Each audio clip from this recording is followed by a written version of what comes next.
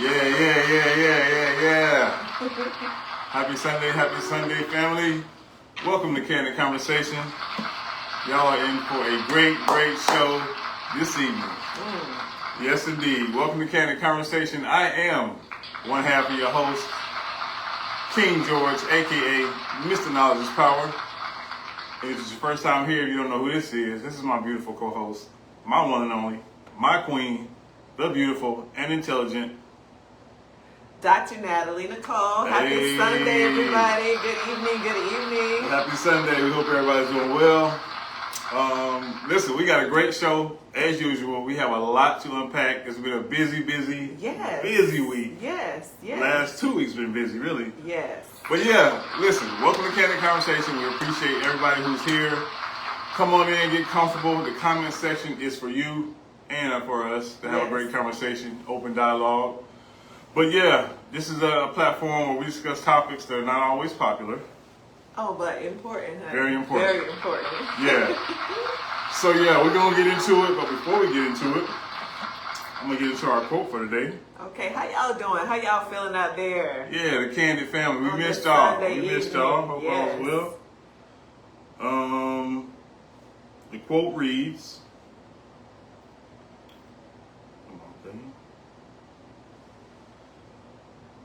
Okay, here we go. Never lie, steal, cheat, or drink. But if you must lie, lie in the arms of the one you love. Oh, okay. If you must steal, steal away from bad company. If you must cheat, cheat death. And if you must drink, drink in the moments that take your breath away. All right now. Yeah.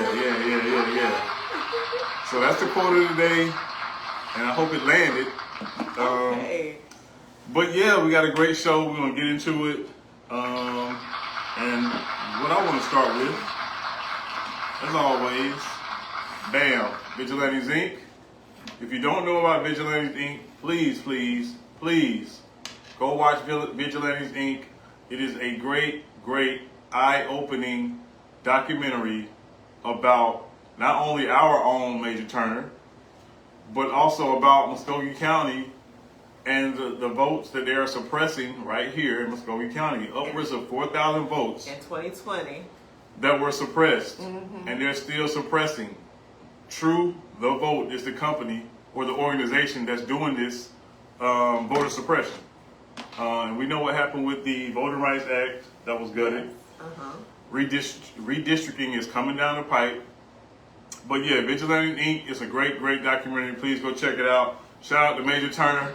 Salute to you, sir. We appreciate you and all that you have done and all that you are doing.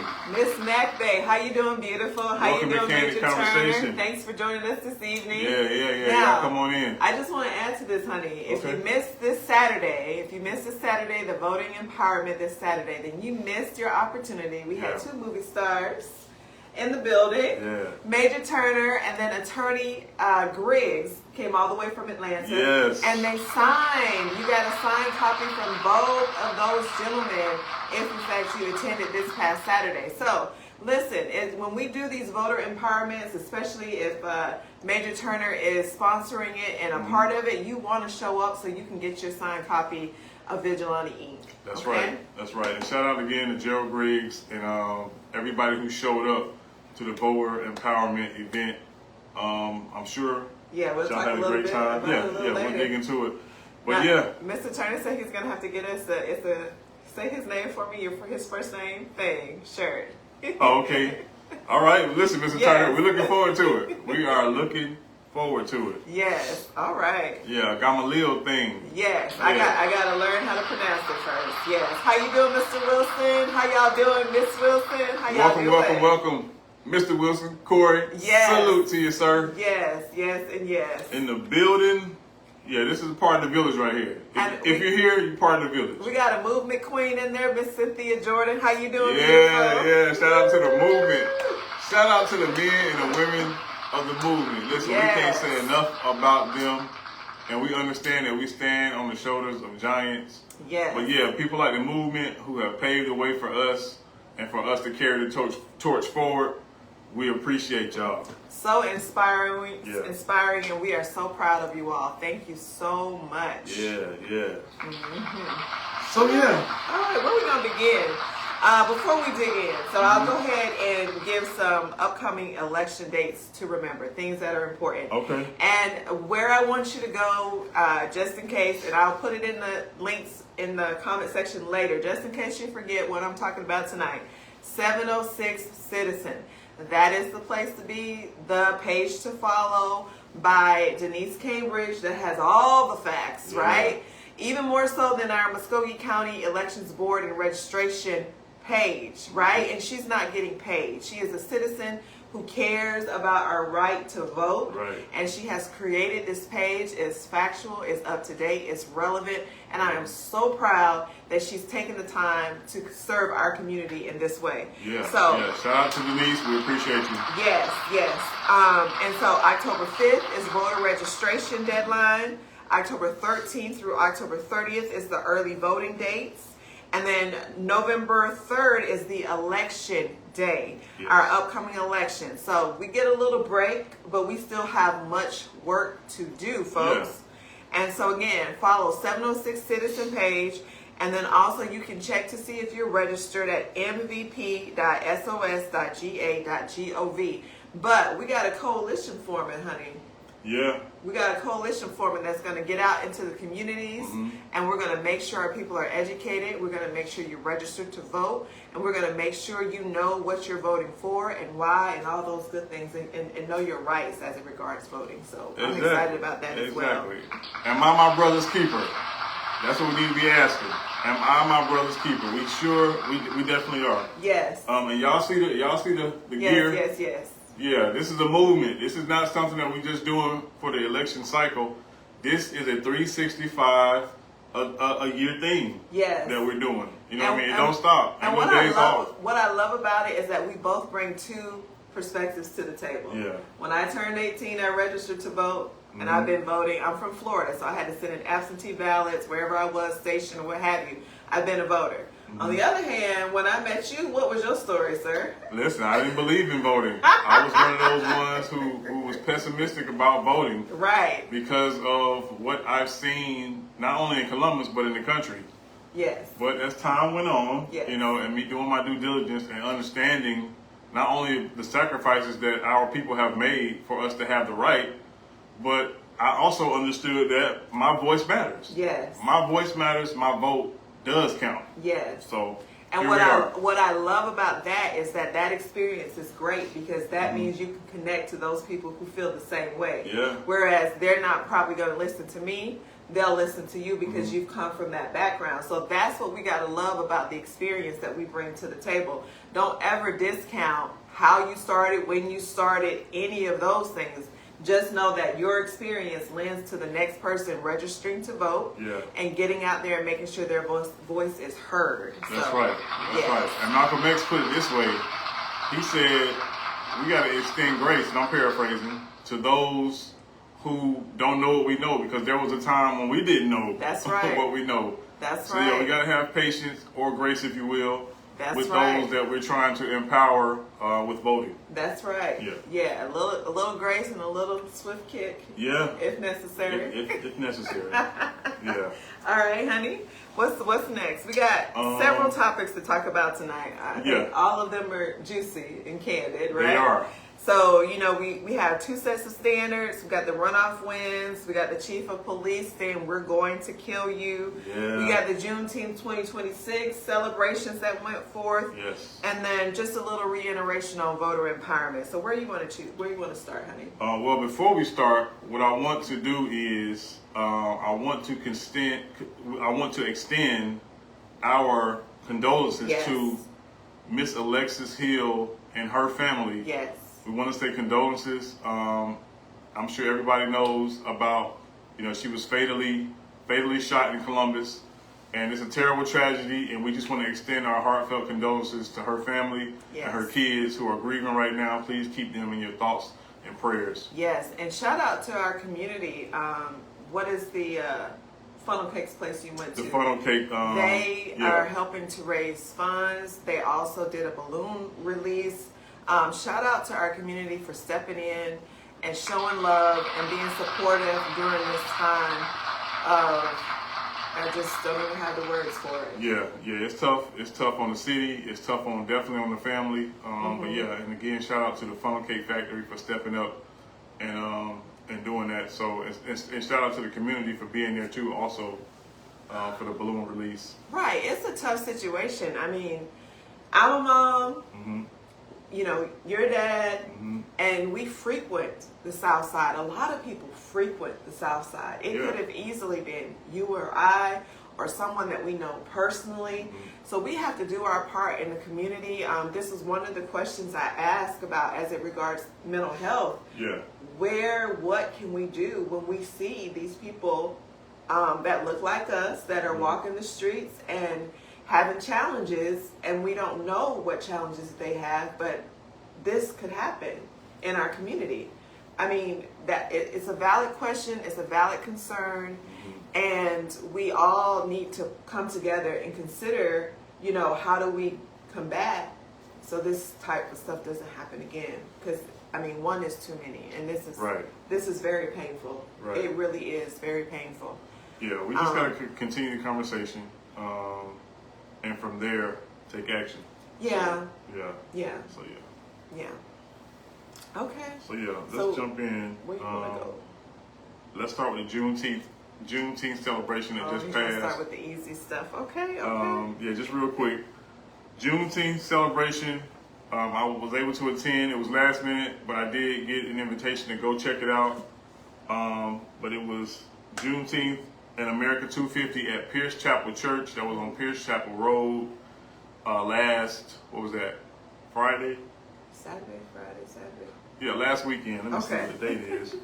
June 19th. Okay. Yeah, Juneteenth. So, yeah, it was a great event. I was blown away. If you heard anything about it, if you've seen the footage, I'm sure you would say the same. Shout out to Dr. Hood. He was there. He invited me and let me know that it was happening because I didn't even know it was happening. Shout out to Dr. Judy Purnell. She did a great job. And the rest of everybody who else was there that was a part of the skits. And I got to shout out this violinist.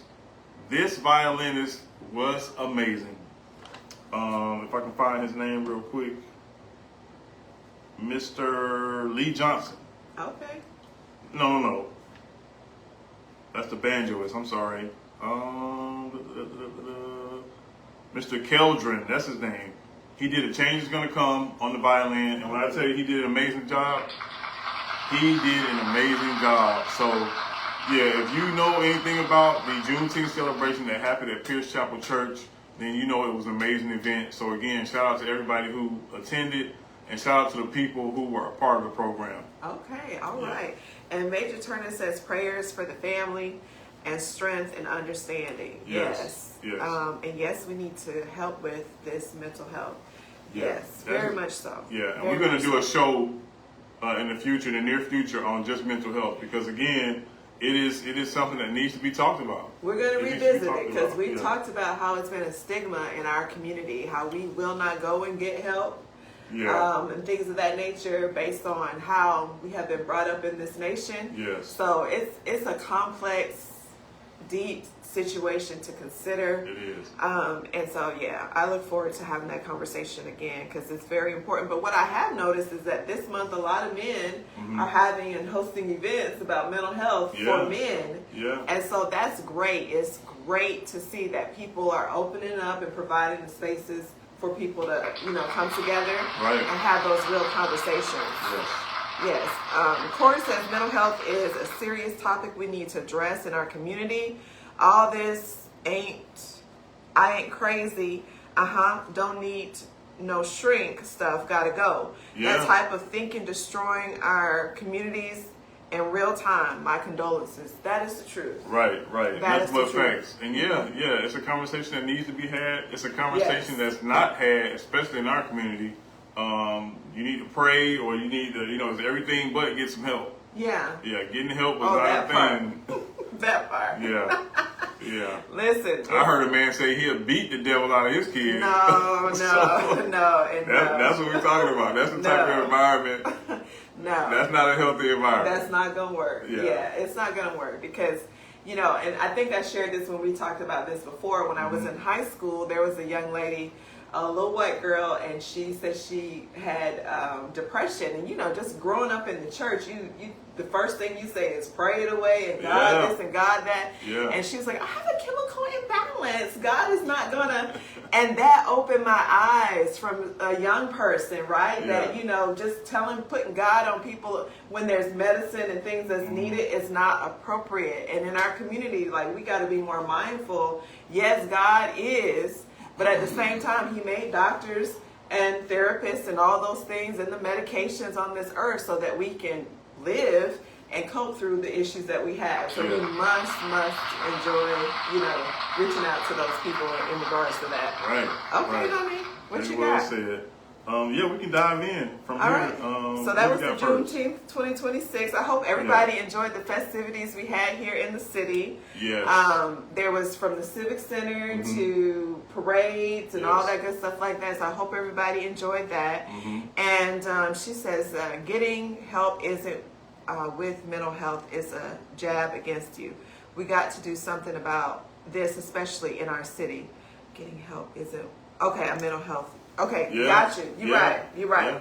All right. So let's talk about those runoff wins, because we are a week late talking about those runoff wins. We had 3 people in the runoff election. Yeah. Mr. Isaiah Hughley for mayor. That's right. Dr. Cook for District 9 at large, and then also Becca Zajac for District 7. Right? How do y'all feel about those results? Yeah. Tell us how y'all feel about those results.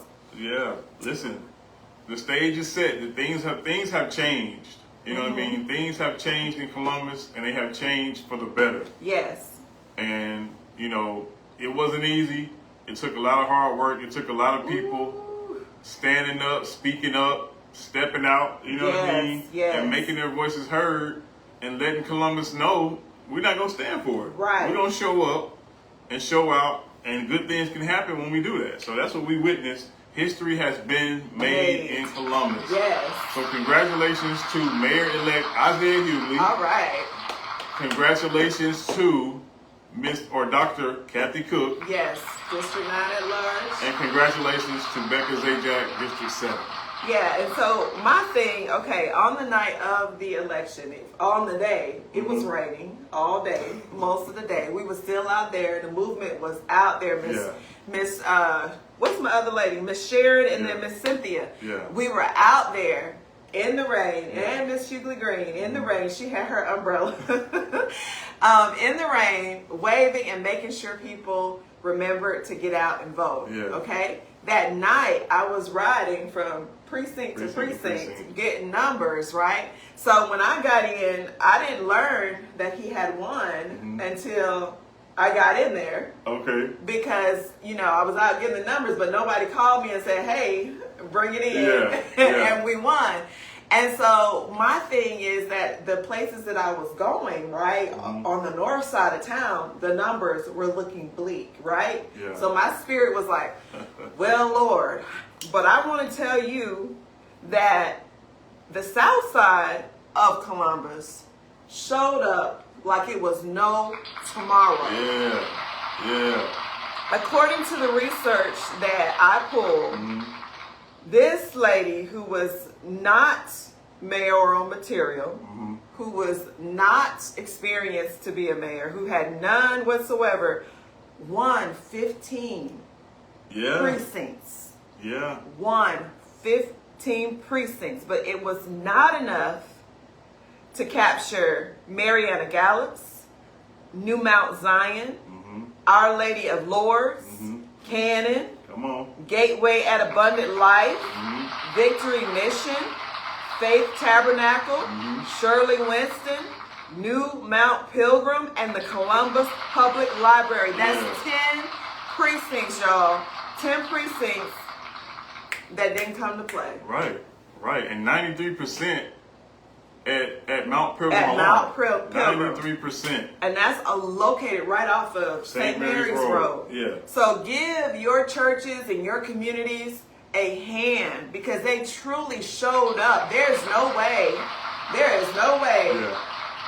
15 and 10 those are winning numbers. Yeah. So kudos and congratulations to the people in those communities who showed up and showed out and did not come to play. Yeah. That is amazing. Yeah, the people have spoken. Yes, So, you know, loud and clear. great things can happen in Columbus when we all pull together and get out and vote, period. Right. And 365 is all we're saying. right. Yes, it's not a seasonal thing. We got to make sure we're working 365 days a year. And I want to say that the results of this election made history for Columbus as Mayor-elect Hughley being the first African-American candidate to be elected mayor in the city's 198-year history. Yeah.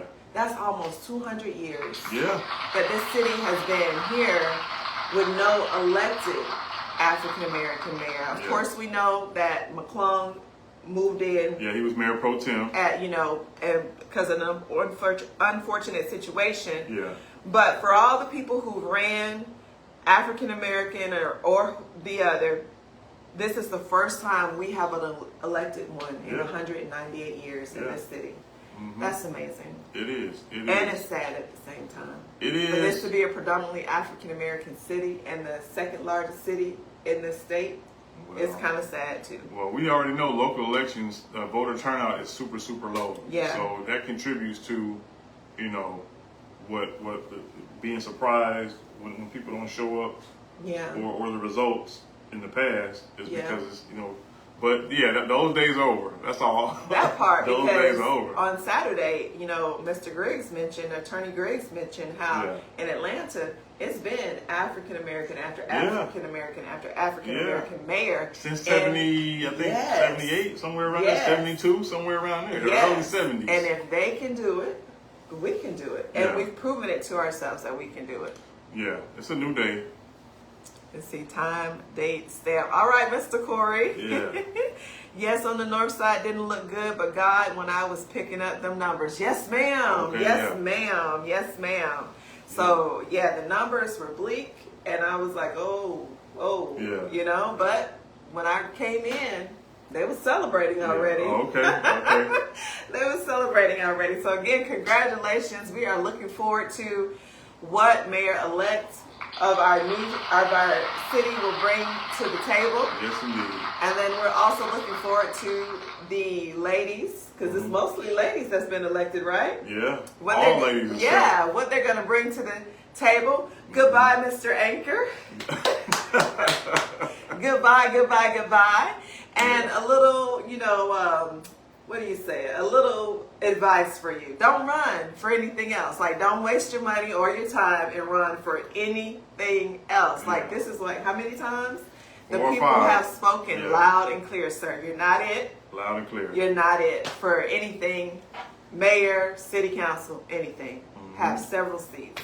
Yeah. Yeah. Yeah. So, All right. Okay. Any more comments on that? No, that's it. It's And signed, some sealed, and other delivered. people don't need to run no more either, right? If this is your third and fourth election, the people have spoke loud and clear. Yeah. Have several seats. Don't waste your time nor your money.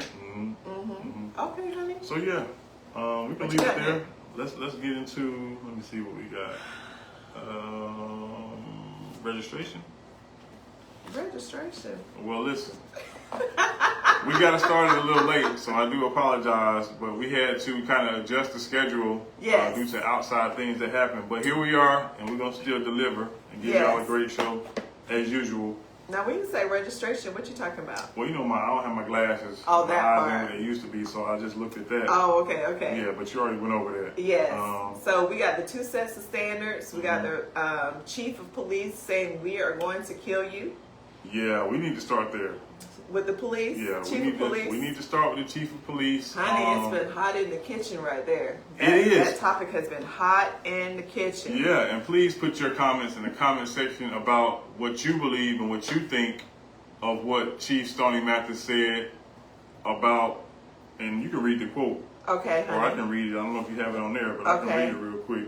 Mr. Wilson says they found out that they were challenging votes in 2020, 4,000 to be exact. We probably could have been a Columbus first. You're right. Yeah, You're right. yeah, Yeah, Right. it's a dirty game that's being played. You know what Right. I mean? And they only speak one language, so you got to speak the same language they speaking, which is mobilize, organize, and get out and vote. Right. And again, Columbus spoke loud and clear this last, election cycle. But then I also learned on this past weekend that there are people who had no idea, people who are fighters in our community had no idea that more than 4,000 votes have been suppressed in 2020. They didn't know. And that is one of the reasons why I'm fighting for live stream for the meetings, because everybody can't make it to those meetings at 2 p.m. And they deserve to know what's going on with our elections board and in our city. Yeah, and again, do your due diligence. Please Google Mr. What is his name? Mr. Alton Russell. Google Mr. Alton Russell. He is a part of the documentary. If you go watch the documentary, you will definitely see what we're talking about. But what does that say about people who are in pictures with this guy, shaking hands with this guy, laughing up with this guy, slapping backs, as they say? But yeah, it's time out, folks. It's time out. This is a serious thing that's happening with our rights. Our voting rights are being almost taken away again. It's almost Jim Crow all over again. Right. And they want to keep us in the back of the bus. They want to keep us shackled. They want to keep us in slavery. You know what I mean? So in order for us to make our voices heard, we have to exercise our right to vote. Period, point blank. Yes, and so Alton Russell, he played Dress Up. Russell is his name.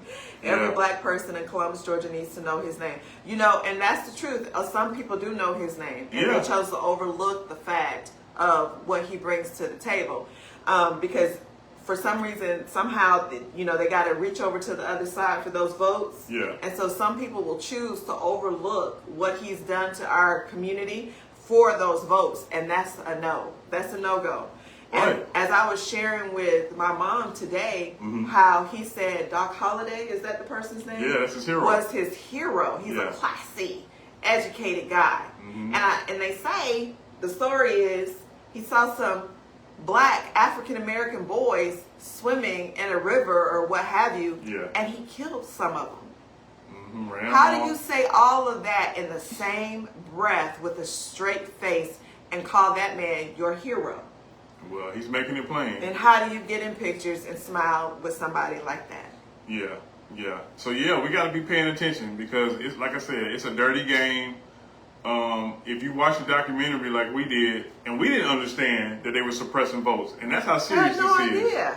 You know, it's Jim Crow all over again. It's just a different tactic. You know what I mean? It's just a different tactic. They're not as blatant as they used to be. A lot of people are still cocky. Yeah. You know, but for the majority of them, chief of police. Well, the majority of them are trying to be behind the scenes and sneaky and you know, doing stuff, throwing rocks and hiding their hands. But Governor Kemp, who is MAGA, Alton Russell is his buddy. His whole family owned slaves, plantations. They're still on the land from the plantations that his family has had from years and years ago. Yeah. And what they're doing is they are organizing with people like Georgia Power, with people like Chick-fil-A. Yes. You know what I mean? People like Lowe's, not Lowe's, but I don't want to say Home Depot. Home Depot. Yeah. So we refuse, you know, when you know better, you do better. That's right. We refuse to spend our money anymore with Chick-fil-A. We went cold turkey. I told them that yesterday. Saturday, I'm sorry. Was it Saturday? Yeah, we cut it. Just cut it. It's since November. Yeah, we're not going to spend our money with you, and you out here trying to suppress our people and keep our people held back. No. But but you got to go watch the documentary. You have to do your due diligence. If you know anything about Governor Kemp and the things that he stands for, then you will understand what his agenda is. Right. His agenda. And it's not for unity. It's not for all people. No. It's for divisiveness, chaos, and white supremacy. So. And I want y'all to pay attention when you watch this documentary as well. Kemp's family turned their plantations into tissue farmers. Yeah, that's what, how did they put it? Tissue, they make tissue out of the trees and whatnot. Yeah, so they have a tree farm or a tree, and turn it into tissue. And then on this documentary, Alton Russell says tissue is his business. He sells tissue. Yeah. Now, that's not a coincidence, right? Yeah. That's not a coincidence. Mm-hmm. So they're all in cahoots. They're all working together. He's benefiting off of the governor's plantations here in Columbus, Georgia, selling tissue. Yeah. Now, if you're buying tissue and stuff from this man, you need to stop. That's all I'm going to say. You need to stop. Right. Right. So here's the quote. Okay. And I can tell you this. If you commit murder in this city of Columbus and then you shoot 2 of my police officers, we're going to kill you. That's what he said. Yeah, that's the chief of police, Tony Mathis. That is his quote right there. Mm-hmm. And just to add a little context to that, right? Okay. He showed up on the scene. Okay. When you watch the video, go back and watch the news video, the clip. He showed up on the scene. Mm-hmm. He did not have all of the facts. Mm-hmm. He said 3 officers, 2 officers, and somebody asked him, well, is one a dog or is one a person? Yeah. He said, well, maybe it's a dog. I'm still learning. So he had not gathered all of the facts before he opened his mouth and started talking. So they're correcting him as he talks. Yeah. There's a pause there. There's a pause. Mm-hmm. He thought about, he was intentional about saying, and if you do this, that, and the third, we're going to kill you. That was not a necessary statement. Up until that point, he was professional. He paused for a moment, and then he made that statement. So I just want to give a little context to that. When y'all watch it, pay attention to how it was not necessary for him to say that. Yeah, and what are your thoughts on his statements? Okay. You know what I mean? What he said, because if I'm not mistaken, the police are supposed to protect and serve. Deadly force, that's the word you use, and that's supposed to be the last resort. Deadly force is the last resort. You know what I mean? But again, if you're gonna say, if you want to make a statement, then you need to add in the proper. Some call it politically correct. Right. But it's deadly force, not we will kill you. That's, you know, as a leader, you know better than that, Chief Mathis. If you're watching this, we know you know better. We know you know better. Or you should know better. And you were intentional in using those words. And listen, I don't care what nobody says. I do not care. You don't make excuses because the outcome was appropriate, because when you do pull a weapon on and you do kill people, that's typically what happens. Everybody understands that. But what you don't do is get to take advantage of that moment and be reckless with your mouth. Yeah. Not as somebody we're paying over $190,000. You don't get to be reckless with your mouth, period. Yeah, and we want to hear, what do y'all believe? Should he apologize? Is an apology to the public warranted? Help today. Please put in the comment section, should the chief of police apologize to the city for his comments? All right, so Mac Bay says, what's done in the dark will and has to come to the light every time. That's right. And we're seeing it right before our eyes. Major Turner says the chief was wrong. If in doing his duty to serve and protect, by now he should have humbled himself by now and apologize. Yeah. The Bible requires us to be humble, to forgive, and to receive grace. If you cannot humble yourself, you cannot receive nor change. That's right. Corey Wilson says he was dead wrong, and the people who are defending what he is saying are dead wrong too. The criminal who committed this crime is dead. What more can the community do to condemn this guy? That's true. Right. Very true. The chief should have been apologized by now, period. Yes, ma'am. Now I cannot pronounce this. I don't want to mess it up, but it says he is in Berg is watching. She is a former police sergeant, I believe, if I remember correctly. I watched her video. She did a well-balanced view from a police perspective and, you know, understanding what he said. And she even said that that's not how we do business. We're not here to say statements like, you know, we're going to kill you. Yeah, and what if it was another city and state? Would it be okay? Well, would people condone what he said if it was a different city and state? In Florida, they would, honey. My state is racist as they come.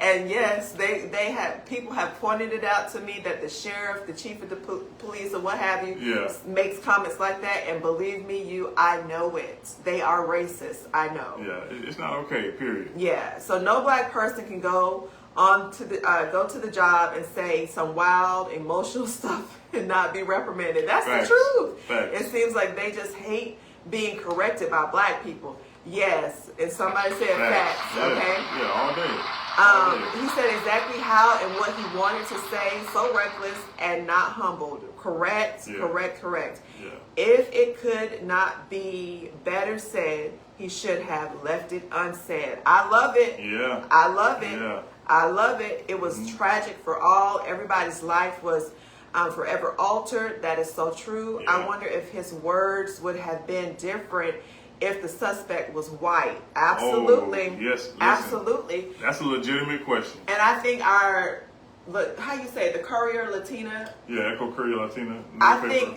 think in reading one of his articles, he made a great point that for some of us, we're seeing this through a lens of trauma, of knowing the history of this country and how reckless this comment was. Yeah. And for those who want to defend it and let it slide, listen, you let it give it an inch and they're going to take them out. Yeah. And next thing you know, that uptown curfew is going to be a reason to be shooting kids, and for any reason. Well, it's already any reason. yeah. Listen, it's already a hot topic of this turning into racial profiling. And it said Yeah. So it said if a black man says this, he would have been fired by now. of course. And then it also speaks to the weakness of our current CEO. Mm-hmm. Right? You pulled him in, you had a conversation with him. You said you wouldn't have said those words like that, but you can't get your own chief of police to apologize to the citizens. Yeah. I'm ready for him to go. And you're referring to the mayor, Okay, I just want to be clear. the skipper, Henderson. Yeah. I'm ready for him to go because Yeah. this type of, he's not set the tone, it's weak leadership. And I'm telling you that when the outrage is, and I get it, we got African American people, women who are tagging the Columbus Police Department in, saying you did what you were supposed to do and you said what you were supposed to say and nothing was wrong with it. I don't think so. It's going to be people that, it's going to be people that agree, unfortunately. But, that's just life. That's just life. But wrong is wrong, and what he said was wrong. Period. Right. How you doing, beautiful? Now, let's see. She says, my thoughts are they, and I think this is white people. YT stands for white people. Can get away with running in a church, killing 9 innocent people. And the police will stop and get that person Burger King. Yes, ma'am. And he was able to see the judge. I'm from Texas. This is definitely triggering. Yes, ma'am. And Yeah. that's exactly what I thought about was this young man who he said he was hungry, so they made sure he had something to eat after he killed 9 people. But you want to sit here in a predominantly African-American city and say we're going to kill you? Because everybody in this situation was African-American. The woman who lost her life and this man who lost his life. Yeah. So, what he said is inexcusable. And we know if we said something, but listen, we've been fired for much less. We get fired for much, much less. So we already know what would have happened. Yeah. If the city would have been Guess making what? all kind of calls to the mayor's office and just going in. Say it. Yeah, we saying want he him was fired. out of here. We want him gone right now, like yesterday. Yeah, so. He don't have a right to talk like that. But Yeah. because it's black people, because it's African American people, people are blessing it like he's the next best thing since sliced bread. And I don't appreciate it. Yeah. I don't appreciate it. Max says exactly, exit stage left, Mayor Skip, get out of here ASAP. Amen. Yeah. And she says, I don't agree with the curfew. It is only for uptown. If there's a curfew, it should be where the most crimes have been occurring, or curfew the entire city. Yes, or no curfew at all. That's the truth. I agree. That is the truth. I agree. And what crime has actually happened uptown? That's what I want to know. Well, there was. So, I've heard there was a murder. Recently? Well, I think within the last 2 or 3 years. And Corey, put in the comment section, the young lady that was killed in front of, she was an innocent bystander in front of 11th and Bay. She was killed by a stray bullet. And I'm not sure about what else But happened. it didn't come with a curfew then, though. They didn't come with a curfew then. They came with a curfew. Well, that was now. one isolated incident. So Okay. what they're trying to say, what they're trying to say is that the violence is consistently happening uptown and kids are out of control. That's what they're trying to say now. I guess this has been happening consistently over the last, I guess, 2 to 3 years. Okay, he says at this point, it's no longer about the chief. It's about the mayor and the council. Don't wait for it. Noted. You're right, sir. Yeah. You're absolutely correct. Yeah. And listen, we are counting down for the mayor to get up out of here because the leadership is killing me. Let's see. They don't apologize. Noted. Right. It's the Karen voice for me, huh? Oh goodness, honey, it's that growing up in Florida. I can't help it sometimes. I can do it. That's all I'm trying to say. Exactly, Mr. Turner. It's definitely about the mayor and council. They're not going to do nothing. Hurry up January so our mayor can handle business. Yeah. And listen here, we are expecting for him to handle business. Yeah. We understand that he is the mayor for all citizens, but we also expect strong leadership from him because what we have experienced these past 8 years is absolutely ridiculous. It is. Ridiculous. And that would be why the city is in so much chaos, because of poor leadership. Right. Poor leadership. Right. What is the point of calling this man in and having a conversation and you cannot order him to apologize? Well, he can't order him to do anything. You know what I mean? He can't order him to do Don't anything. we pay him? Listen, he can't order him to do anything. What he can do is what was done, which is, hey, you were wrong and you should apologize. Oh, no. But Oh, no. like y'all said, we have not gotten an apology yet, and we probably won't get one. So you mean to tell me your boss can't order you to say... He's not his boss. Yes, he is. So we talked about this. The mayor is the chief of police's boss. So when I asked you, can he fire him? Yeah. You were like, no, the council has to fire the Okay, chief so, of police. right. So if that's the case, that's not his boss. He works for the mayor, right? He reports to the mayor? Or is it the council? Y'all help me out. Help us out. Yeah, I don't. Who can fire these people? So if the mayor recommends them... Listen, we supposed to be telling them this. Right. Well, they know too. And the city and the council approves them to be the director or the chief of anything. Let's clear it up right now. Okay. Yeah, who has to fire them? The city council, or can the mayor fire them straight out? It's probably the darn city council. Who makes the most money? Oh, I'm tracking with you, sir. That darn chief of police makes the most money. So he's the boss over the mayor. As far as I'm concerned, whoever hired him can fire him. That's the truth. But so, and who is that? Is it the city council or is it the mayor? Give me 1 second. Okay, help today. Help today. So call the man in his office, have a conversation, tell the city he would not say those things or would not have used those words, but he cannot get his chief of police, the top chief executive officer, to get his chief of police to apologize. Listen. So who is it, honey? Listen, if we know that the mayor has very little power in this consolidated government. The power lies with city council. City council. City council is the one who can fire the police chief. Well, good luck with that, because that ain't going to happen. It ain't gonna happen. It ain't going to happen with the people we have right now. Yeah, but from what I'm reading,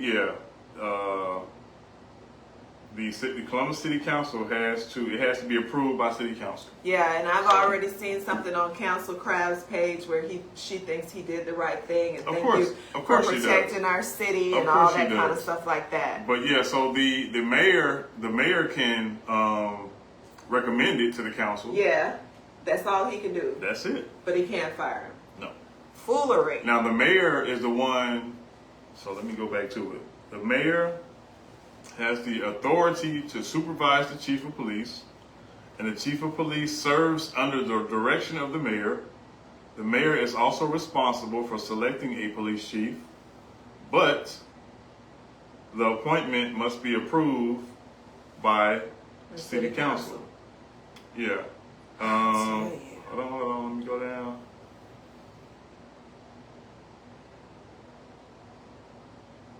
Wait. What what you say, Corey? He says the mayor just announced they wanted him to resign. Who, the mayor or the chief of police, Corey? Yeah, we need to. Which one they want to resign? Let's see. Yeah, approved by the council. I think so too. Yeah, that's what the consensus is. Let's see. They voted Mr. Blackman out. Right. Let's see. And they pushed that curfew because of business owners. And he came to the city council talking all big and bad, like nobody can tell him nothing. Strike one. He got a public TV and said, "We're going to kill you." Strike two. He got to go. Listen, that's right. Yeah, and I told That's you. right. Yeah, got in that city council, throwing his weight around, talking about what he has the right to say. But again, a lot of the law enforcement, I'm not gonna say a lot, but some law enforcement in Columbus thinks that they can arrest their way. Like, you can't arrest your way out of crime. Crime. You can't arrest your way out of that. Right. You know, poverty equals crime. Right. You know what I mean? Not the other way around. Right. So, you know, police, law enforcement, they are in to enforce the laws. That's what they're supposed to do. But they're not out here. They can't cure poverty. And he was talking all big and bad, like he had like a king, how you say, a kingpin, or like somebody Chief? like a whole You gangster. talking about this city council meeting or? About the young man that they killed. Yeah, I gotta go back on. I didn't see the interview. He was talking like this person was, somebody that was big in the city, and it was a big deal that but this man had mental health concern. You have killed somebody with mental health concern who probably didn't have a clue what in the world he was doing. Well, for me, it doesn't matter if he had mental health or not. What he did was horrible. It was horrific what he did. I mean, and I'll just leave it there. But the chief should know better. Like I said, there's no excuse for the chief to get on TV and talk reckless like he did. Period. Absolutely not. And I want to be very clear that we can have the conversation that this young man maybe had mental health Well, I don't want to take away. concerns. I don't want to take away from the family. That's all I'm saying. I don't want to take away. Understood. And so you represent what a lot of people have said, and I'm representing that we can have those conversations and it not take away from either or. They're both important. They're both important in our community because it's 2 African American lives that are gone.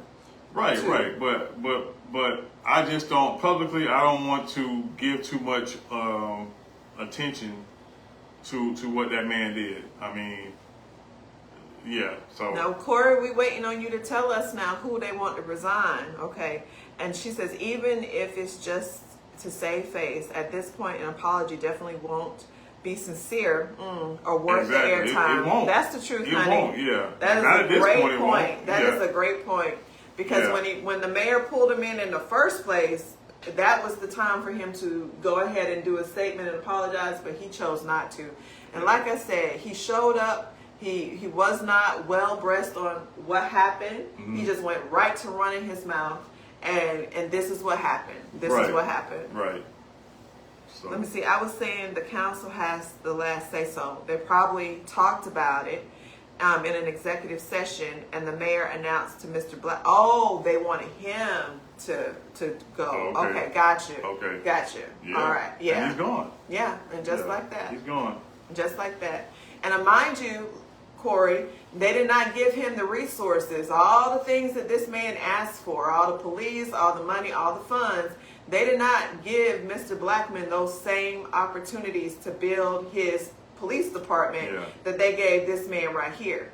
So I imagine when you have the resources and you have the things you need, you probably could have a successful, effective police department as well. Right, right. But we see, again, to those who are paying attention, we understand and see exactly what's happening with the city government and those that we elected and how they're conducting business, because there's no way that you make somebody come and stand before the council and have to justify why they need money to be more efficient, to get the job done. How many cases backlogged? Oh, 16K. You know, more than like 16,000. wow, that should be a given. that he needs to get to give him the resources. And we're talking about Mr. Siobhan Thomas, who was in there trying to do the best he can with little, and that's what we always have had to do in the past. Yes. How does it go? We had to do more with less. With less, yeah. And that's what they're trying to make our people do. But then you got people like Seth Brown, who's getting almost, how much is he making? Almost $90,000. That's over this crime prevention. More than the mayor. And he can't tell you. Shout out to Paul Olson, Mr. Paul Shout out to Mr. Olson for putting that information out. Salute to you, sir. Yeah. Yeah. What does he say? He said, I'm going to square you away. Is that what square you away. Square you away? Yeah, he squared them away on that city council, and he has squared them away in the comments as it regards Seth Brown. Yeah. Listen, again, I am not saying people do not deserve the grants. That is not what I'm saying. Mm-hmm. But what I am saying is that if we have a crime problem and the money is for crime prevention, then if it's geared towards our youth, there should be metrics in place. The city, all of us that's pouring in and paying, we should be able to go to that website and see the metrics in place, improved grades, improved absenteeism, improved social emotional learning. We should be able to have access to those types of facts if in fact the money is working. Right. But instead, we've heard all God knows what else. New trucks, vacations. I'm inviting my friends over, just to have a checklist or a sign-in sheet or what have you. And that would be the reason why the babies that need to be reached in our community, the crime that needs to be prevented in our community is going unchecked. So that's all I'm saying. And then I learned that Second Chance is not only getting money from the school board, they get money from the crime prevention grant as well. And then they have a sister station. Second Chances? Yeah. Somebody else that's getting money as well. And so that's a whole nother conversation at another time. Yeah. But yeah, that's a lot going on right there. But what do y'all think about, the crime prevention money that's going out and those who are receiving it? What do y'all think about the process? Do you think that there needs to be consistent data and metrics showing how what's worked? Yeah. You know what I mean? Oh, what you doing? What's improved? What exactly are you doing? Yeah. We just want to know, because from what we've seen, there's no structure. Nothing. Not whatsoever. And then Mr. Paul Olson says that this man served the National Guard or the Reserves for 6 years, and he was a PFC. Do you know people come in as a PFC in the Army? Like, that's a low-ended rank. Private through PFC, you can come in as a PFC. What was you doing for 6 years, sir? Remember on the Ask Valley, like, you can just get points for signing your name. That's what that's like. Exactly. Come in as a PFC. So 6 years, you only made it to the rank of PFC. Yeah. And then the man asked you, like, the job was not advertised. How did you get this job? What background did you have to get this job? And you got people like Crab, who's sitting on council questioning African American people credentials when they got degrees and certifications to do the jobs that they do, but nothing from Mr. Seth Brown, not a thing.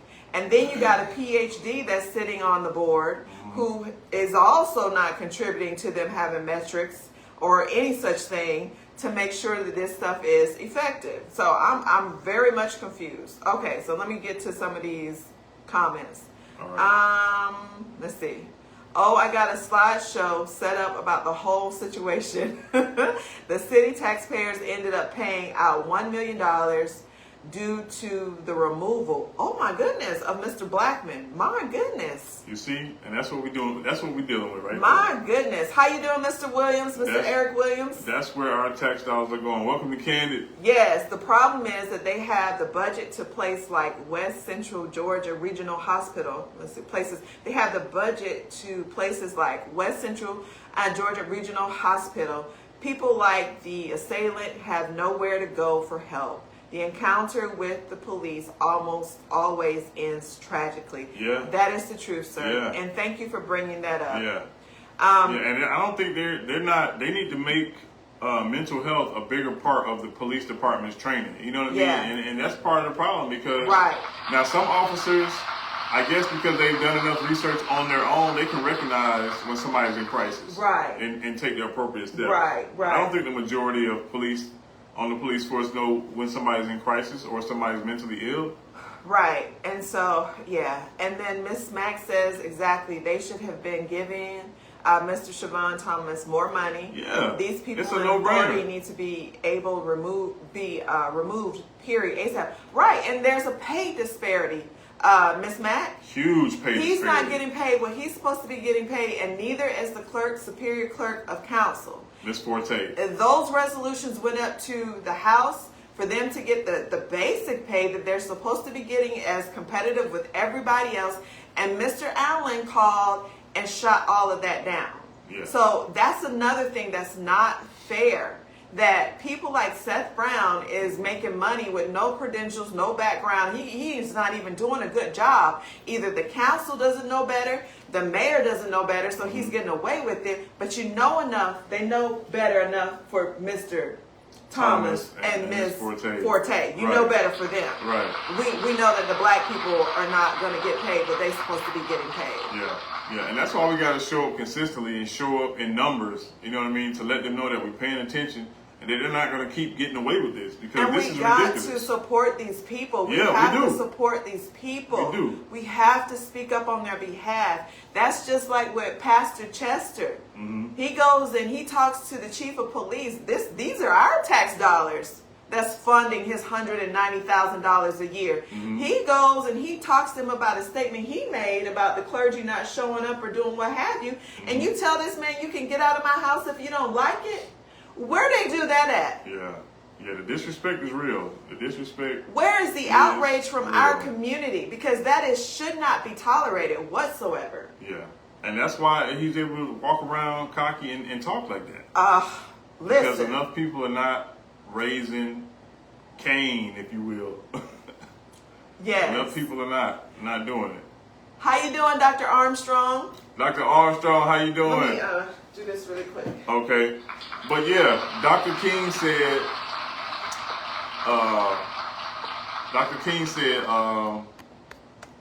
Injustice. How did he put it? A threat to justice. Oh man, y'all help me out.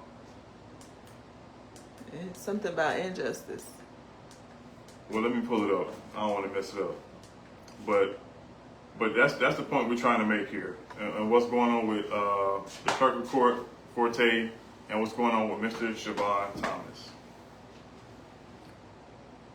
Oh, he said injustice anywhere.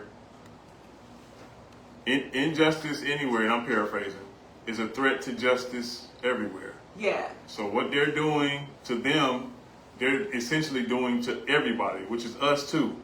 You know what I mean? So we got to be able to empathize and put ourselves in other people's shoes, because we would want somebody to come to bat for us. Right. You know what I mean? And that's why it's so important for us to come together and go to city council and go on social media and hold these people accountable. Right. Now, how you doing, Dr. Armstrong? Thanks for joining us tonight. We appreciate you, sir. Yes. Thank you. Yes. He says, I knew Alexis Hill. I watched her grow up. Oh, bless the Wow. Lord. Wow. What happened to her was absolutely horrible. I also know Clinton Powell, the officer who was wounded in the attempt to arrest the suspect. He was in my very first class. Of students on my first year of teaching watched him grow up too. So this one hits home. Yeah. I believe the chief spoke in the heat of the moment. And to be clear, I do not condone his comments. Sheriff Countryman had an opportunity to address the criminal element in an earlier instance, and his choice of words was far more professional. I see where you all are coming from, and I agree with you, but in the current reality of our community, I really don't think anything is going to happen to the chief. Hopefully he will pick his words more carefully in the heat of the moment going forward, but without any consequence for that right now, I doubt that will happen too. Yes, sir. Yeah, and we appreciate you, Dr. Armstrong, for saying that. Yeah, because but this is West Point right here. Yeah. West Point. Yeah, and Veteran. it's true. It's true. We don't believe that anything is going to happen to him, obviously. Mm-hmm. But yeah, he needs to apologize, period. And even if at this point it's not genuine, you know what I mean, he still needs to be held accountable. Yes. And when I say West Point, I mean he comes from the cream of the crop of the United States Army. Yeah.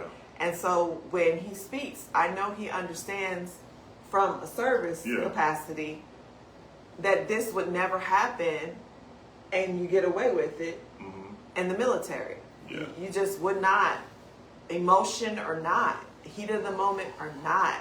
Yeah. You have to have the discipline to say what's right. Right. And again, condolences to the Hill family. You know. And the young man who was shot in the process, you know, all of that. Mr. Wilson says Mathis is jealous of Countryman's success. Seems like that was a message to me. Okay. And the sheriff, they are cleaning up the town now. I feel like they're doing more work than the police department. No, I got a reliable source that said that's not the case. Okay, well, listen, they're showing up on social media like they're cleaning house. Well, that's what my source told me. They're posturing, but they're not showing up. They're not doing it. Okay. They're not doing it. Mr. Turner says we are hurting for the family, but this is where they put us. Police disrespect for all of us is always on the forefront. Yeah. He was hired to keep us in place and out of their side of town. Are you noting some remnants from our past history? Noted. It's real. It's your turn. What are you going to do? Who are you waiting on? No one is coming. That's the truth. Nobody's coming. That's We're the answer to our own problem. We're the solution to our own problem, period. Yes. So let's see. What he did was wrong, but the law is set up for a reason. Go to jail, see a jury, two families are hurting. You can't just become judge, right, and executioner because things are heated. Absolutely. You can't just make a statement for the future, we're going to kill you, because you don't even know what the circumstance might be. And so are you just telling me it don't matter across the board, we're going to kill you? You can't do that. And that's why his comments are so reckless. Yeah, you can't do that. Yeah. And you refuse to apologize? So you doubling down at this point. Right, right. And justice anywhere is a threat to justice. Yes, sir. That's what it is. Yeah. Everywhere. That's Dr. King's quote. And countrymen be making millions dollar pays. What is that? Plays. Excuse me. $1 million bust. The cartel mad at countrymen. Laugh out loud. Okay, Mr. Wilson. Yes. And so, I mean, this is a tough situation, and I mean, it's a tough situation. It's a tough situation as it regards our community, because while this emotion is right and people deserve to be upset and all of those things, we still have to be mindful of what we have allowed this man, or some of us are condoning for him to get away with. Listen, and we got to be mindful of that. Listen, as a law enforcement person, you know what you signed up for. Yeah. So when certain people make statements, like citizens make statements, it doesn't hit the same as the chief of police. Right. That's you know what I mean? Right. This is That's what you signed up for. So people expect more out of you. They say heavy is the head that wears the crown. That's right. So listen, you have more responsibility, and you have to be more careful with things that you do and things that you say. That's right. So and it's like I said, and I meant every word I said. You got to get it right every time. Period. Yeah. And when you don't get it right, you have to apologize, which he refuses to do. That's right. So it's unfortunate, but a change has come. We got new city council coming in. We got new mayor coming in. So listen, the expectations, he already set the standards high, so we're expecting, for that to come in and just erase all of this foolery that we've had, these low standards that we've had to put up with here under this administration. Yeah. All right, honey. What else was there? 2 sets of standards. I think we kind of talked about that already. We did. With Seth Brown and even our elections. People love her, and you can love people, and they can still be wrong, and they can still be giving you the bare minimum of quality service. So, you know, it's not ever personal. Right. It's not ever personal. But just because you like somebody and you love somebody doesn't mean that they're not wrong. Does not mean that they're not giving you their best. And just this weekend, people didn't know that more than 4,000 votes were suppressed. Mm-hmm. So that means that our elections board is not doing a good job of communicating. They're not transparent enough, and they need to live stream those 2 o'clock to 2 p.m. meetings once a month on Thursdays, Right. so that everybody can see and know what's going on with elections. Yeah, and it's too easy. It's too easy. Easy. They just refuse to do it. Yeah, And they that's don't why wanna we do need it. that's why we need new people Yeah. in on this election board, because you know we're getting the same old, and they don't even care at this point. That's right, and that brings up, you know, my concern about accountability, because, you know, if you can't reach out to the mayor and he cares, Yeah. if you can't reach out to directors Mhm. and they care, well, where does that leave the citizens? You got a government protecting themselves, Yeah. Yeah. caring about themselves, and as the sheriff, the former sheriff, Donna Tompkins, is that her name? Mm-hmm. Put it, you're supposed to defend and protect your people. Well, that's exactly what they're doing at the taxpayers' expense. Yes. And something's got to give, because that is not okay. We did not elect these people Right. for that. Right. No, we didn't. Okay. Yeah. Let's see, they'll kill us and note the times their suspect are killed in the conduct of apprehension. They kill us and note the times their suspects are killed in the conduct of apprehension. Right, they're not killed, if I understand you correctly. And she says the chief's words were extremely reckless. There is at least 1 or 2 trigger-happy officers who can't wait to put themselves in a position just to say, I fear for my life, Yeah. so I pulled the trigger. Right. And that is the truth, beautiful. Right. That is the truth. I'm going to share the YouTube video she did so you can watch that Okay. when you get an opportunity. But that is exactly the truth. He has given them a license to kill. We're going to kill you. We don't have to think about it. We don't have to be concerned about whether it's right or wrong.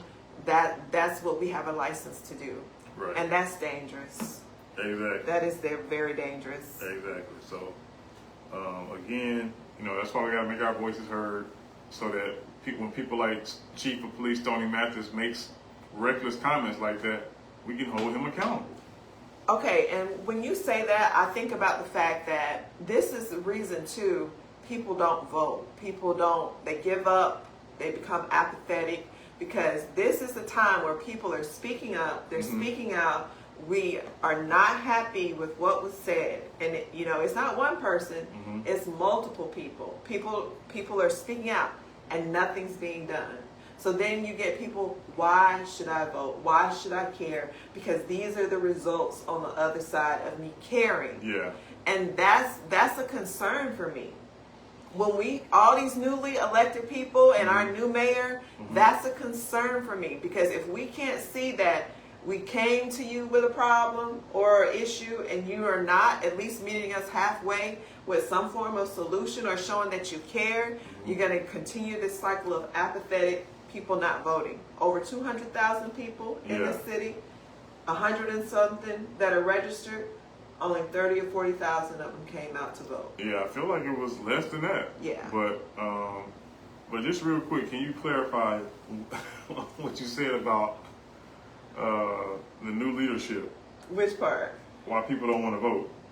Oh, I'm saying, based on the fact that this is a prime example of where people can look at, we have a concern, we care about something, we're bringing it to your attention, nothing happens.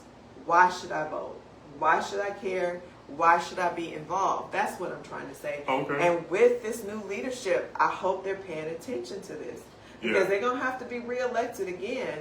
And if, in fact, we can't see results in participating in civic engagement, what's the point? Yeah, and I felt like that at one point. But again, you do more damage when you don't speak up, because silence is consent. Yes. You know what I mean? And not only that, you're still going to be affected. You're still going to be affected by the things that are happening in the city. So you might as well be a part of the solution. You might as well be a part of change. But you know what understand what I'm saying? No, I get what you're saying. Yeah. Like, people are gonna, it makes people feel defeated. I come to you enough, and I get nothing's changed, and nothing's going, in a way that looks like it's working for everybody. What's the point? Well, I don't think those that vote consistently will come to that conclusion. I think it's the people who are not involved in the process who will come to that conclusion. Like, well, this is why I don't vote. Versus the people who are voting. Because if you're voting consistently, then you understand, I think you understand the magnitude of what we're dealing with. But those that don't vote, those are the ones who can see any little thing or anything that happens and point to that and say, that's why I don't vote. Because they're misinformed and they don't understand the magnitude of what we're dealing with. And again, you will be affected. Even if you don't vote, you're still going to be affected. You know what I mean? So you might as well get in the fight. You might as well make your voice heard. Okay. And I'm trucking with that. Yeah. But you understand what I'm saying? It's just like the man we went to his house, honey.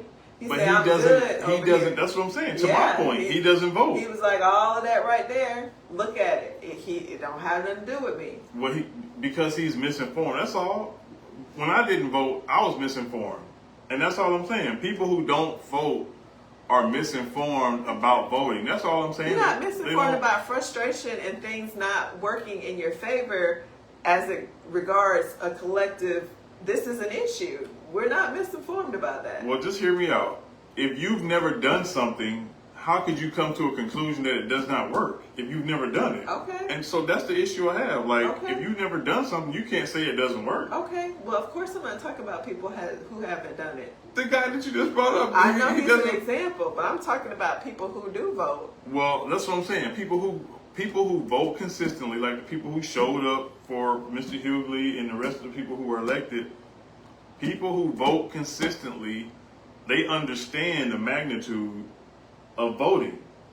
I can't find, or I just don't believe that there's many people who vote consistently who just gonna throw their hands up and be like, it don't work. I don't believe it. I don't believe it. And if there is people out there like that, it's a very, very small percent. Okay. Yeah. Okay. I think the people who are educated about voting, they know they're gonna absolutely continue to vote, and they know what comes with the territory, and they know the history of our country. So they're gonna make sure they show up and show out every time. Okay. But what say you? What do y'all say about people who feel like they're frustrated, their vote doesn't matter, nothing's gonna change? Because there's people who, and there's validity to it. You know what I mean? You can't discount and you can't say that they're wrong for feeling it the way they feel. The numbers speak for themselves. A lot of people are not voting. Well, that's and they are registered to vote. Well, local elections, voter turnout is low. Like, that's just across the board. It's just low locally. But people don't really vote locally. All I'm trying to say is that part of that is mess like this. When you got a mayor like that, I get it, and you got a man like this, and it seems like our voice doesn't matter. That lends to people putting their hands up and not registered to vote, and not wanting to deal with politics. It's frustrating. It is frustrating, and it can make some people angry. Yeah, for sure. What's the point? Right, and so I get it. Okay. Voting is definitely very serious, and every vote counts. I know that. Get educated about voting before you just not vote. That's the truth. That's the truth. Yeah. Loving the voting discussion. You are catching on. Voter education. Okay. 15 to 35. Listen, folks gotta be empowered. That's all. People gotta be empowered. And what do they say about people who don't remember history? Repeat it. Are doomed to repeat it. Yeah. So, But voter empowerment, and that's why we're wearing this. 365. We have to have this conversation 365, not just during the election cycle.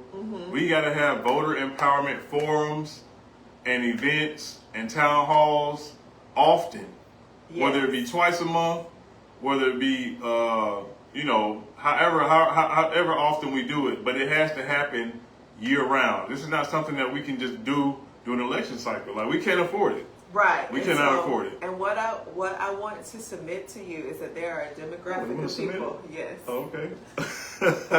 Okay. There are a demographic of people, honey, Right. who are deep, hard working people who serve our communities. Okay. And when you do not see results, when you keep hitting a brick wall with situations like this, for instance, they're not coming out to the polls. They're registered to vote, but they put their hands up and say, hey, look at here. And it's a repeat of this same type of behavior. So that's all I'm trying to say. With this new leadership that we have coming in, we need to see strong leadership. We need to be reminded why it's important for us to vote and that our vote matters. Because right now, what we're seeing is that our vote doesn't matter. Skip Henderson for 8 years. I won't say it. Well, it's a new day, and it's a different time. And everything that happened in the past, that's the past. But where we are right now, things are changing. Okay. You know, things are changing, and in order for them to continue to change and get better, we got to keep having these conversations. You know what I mean? And voter empowerment, again, is super important. We have to get out and door knock year round. We got to go on a tour through these neighborhoods and help people understand why they need to get out and vote. And you know people what I mean? need incentives. That's all I'm trying to Well, say. They need incentives. Some might need incentives. But, you know, if you need an incentive to vote, then Yes. I think you're a part of the problem. Well, no, I don't think so. Now, think Mr. so. Wilson says a lot of our communities are in survival mode. That's absolutely true. Hey, listen, Corey, we've been in survival mode, man, for so long. Yes. We've been in survival mode since Reconstruction. Listen, how does Miss Mama T put it? She said, poor people don't vote. I think that's exactly how she said it. Poor people don't vote. Yeah, because they're trying to survive. Like That Corey part, said. that's what he said, They- survival yeah. mode. They don't like the police or government because of the conditions of our communities compared to the communities just past Macon Road. I didn't vote because I seen my elected officials didn't care about my side of town. They don't represent all the people. Democracy failed us, and it continues to, even for the people who vote consistently. This election cycle changed my opinion, and I agree. Let's see. These shirts are, where are we getting them? Fair? We got this from somebody? Fair Count. Fair Count. If you know anything about Fair Count, they're doing great things in Columbus and across Georgia. But yeah, look up faircount.org if I'm not mistaken. Yes. Mr. Turner says, Martin says that complacency has its place, but not when it comes to protecting your voice and representation. Understood? Right. Okay, did we answer about the shirts? Okay, and then Corey says, our current elected official seems to think accountability is bullying. Please. Gaslighting. Yes. Gaslighting, Yes. sir. Yeah. Gaslighting, yes. That is where we are. Yes. That and is she where says we are. exactly, survival mode. Yes. But you know, like you said, our folks have been in survival mode for a long time. And we still had to come out and do what we had to do. So I'm not discounting that. But I'm just saying that there's different segments of our community who are not coming out. And in order for us to reach them, the people that we have elected, the people that are new to the office, they're going to have to show us some. They're going to have to show us some. I believe they will. I believe we endorsed and I believe we elected them because we honestly and truly believe that they're going to get in there and do what's right. Yeah. You know what I mean? So I think they will. I think this new, fresh leadership, it's only the beginning. And that's being fair across the board. That's being the city councilor or the mayor for all citizens. But what happens with what we've had is that all citizens have not been considered. Well, that's because of the lack of representation on this city council and in city government. That's why we haven't seen it being fair across the board. You know what I mean? Being born and raised in Columbus, I have seen for a long time the disparity. Yeah. You know what I mean? So again, lack of representation is part of the problem. Yes. But things are changing, and I think it will get better. But we can't let our foot off the gas. And we that's gotta what's keep it gonna, pushing. well, yeah, that's what's going to put the fire under the community is when they see this vote matter, and then these people are going to get in and make sure that it reflects that our vote matters. That's all I'm trying to say, because it's too many, over 100,000 people, 130 something thousand people that are registered to vote, but only 30,000 of those voted. That's over 100,000 people that didn't vote. And what are we going to do to reach those people? A lot of them, or a segment of them, are apathetic. They're tired of seeing stuff like this go unchecked. Things go unchecked, like Uptown. They just went ahead and approved that darn curfew. Yeah. No matter what the community said, they didn't get with the church people. They didn't get with the clergy people. They just did whatever they wanted to do. And it's actions like that, that's what I'm saying, that contribute to people sitting out elections. Yeah, and I get it. Again, I get it. However, if you want things to change, you must get out and make your voice heard.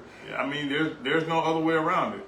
And everybody's not going to arrive at the same time, Okay. But we still got to keep pushing. We still got to keep moving forward, and then, circle the block and come back and get the ones who weren't ready then. They might be ready now. Right. They might be ready next year. They might be ready in 10 years. Right. But that's not going to stop what we're doing. Right. This train is still moving. Right. It's only going to pick up momentum. The more people that get on board, it's going to pick up more momentum. Right. So, yeah. Ms. Mack says these newly elected has to definitely show us. They do. Because we've been in neglect for so long with certain counselors and this current mayor that we definitely need them to bring it. I wish we were as passionate about voting as we were about the fence we've put around the, talking about nigger? What fence? What fence we put around it? Who was that? Mr. Turner.